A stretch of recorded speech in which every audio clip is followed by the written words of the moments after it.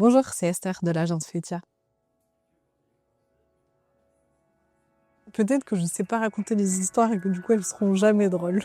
Mais en vrai, sur le moment, c'était drôle. L'anecdote la plus drôle que j'ai eue sur un mariage, c'était, je crois, il y a 6 ou 7 ans. Le mariage s'était bien passé et tout ça. Au moment du brunch, la mariée me dit par contre, j'ai un problème, c'est que je ne trouve pas ma témoin. Qui n'avait pas un rôle crucial sur le brunch, mais c'était quand même embêtant, il fallait qu'elle soit là. Donc on l'a cherchée partout, on a essayé de l'appeler, messagerie. On la cherche dans sa chambre, elle était pas dans sa chambre, c'était dans un château. Et finalement, on a fini par la retrouver dans le dressing de la chambre du propriétaire, puisqu'elle n'a jamais trouvé sa chambre pour rentrer jusqu'à chez elle. Et donc elle a trouvé que c'était bien de dormir dans un dressing en prenant les pantalons du propriétaire du château pour dormir dessus. Voilà. Ouais. J'ai pas mieux.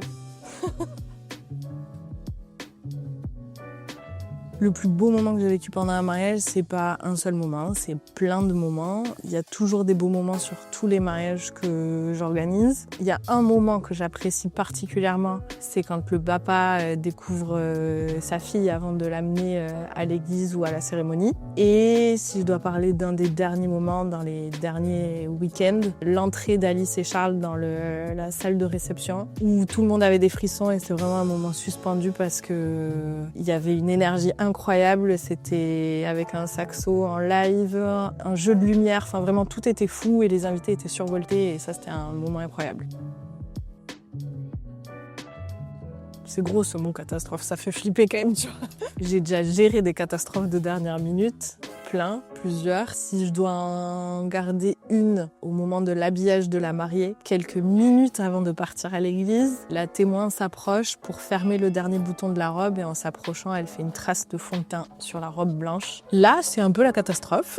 Parce qu'on va certainement pas la laisser partir comme ça. Mais j'ai toujours mes Magic Box avec moi, un petit kit de secours, et donc on a reblanchi et nettoyé la robe de manière très délicate. Et on est parti dans les temps et on a fait l'entrée dans l'église de manière très sereine. La demande la plus folle que j'ai reçue, c'est un couple qui m'a demandé de l'accompagner pour l'organisation de leur mariage à Biarritz, dans le centre-ville de Biarritz, qui avait déjà sélectionné une salle, mais qui n'avait pas fait attention à certains détails, et notamment au sol. Il se trouve que quand on a refait une visite technique ensemble, les mariés, les deux étaient d'accord pour me dire qu'ils détestaient la moquette. Et donc on a dû trouver une solution la moins onéreuse possible, mais pour recouvrir 1200 mètres carrés de moquette avec du parquet. Voilà.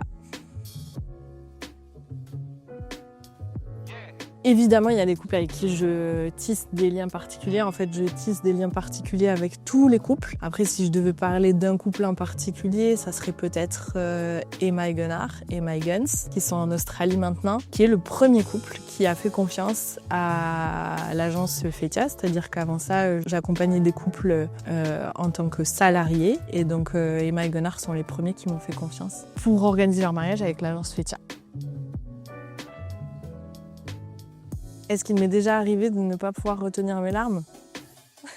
Je verse ma larme à chaque mariage parce que c'est l'aboutissement d'une histoire et que j'y mets tout mon cœur et j'y mets beaucoup d'amour. Et donc il y a toujours un moment qui est émouvant, c'est pas toujours le même. Des fois c'est un moment d'intimité pendant les préparatifs avec la mariée. Des fois c'est ce fameux moment où le papa découvre sa fille. Des fois c'est le oui pendant la cérémonie et des fois c'est juste ce petit moment où on se retrouve tous les trois avant l'entrée dans la salle et voilà où c'est un moment un peu privilégié où on peut juste se dire que c'est incroyable le moment qu'on est en train de vivre ensemble et ça m'émeut très souvent. J'espère que ce petit format de vidéo vous aura plu. J'ai encore des milliers d'anecdotes à vous raconter, mais si vous aussi, mes amis, confrères, consoeurs, prestataires, vous avez envie de nous raconter vos meilleures anecdotes, n'hésitez pas à les laisser dans les commentaires. Et sinon, si vous voulez me contacter, vous pouvez le faire avec les liens qui sont dans la bio ou bien directement sur www.fetia.fr. À très bientôt.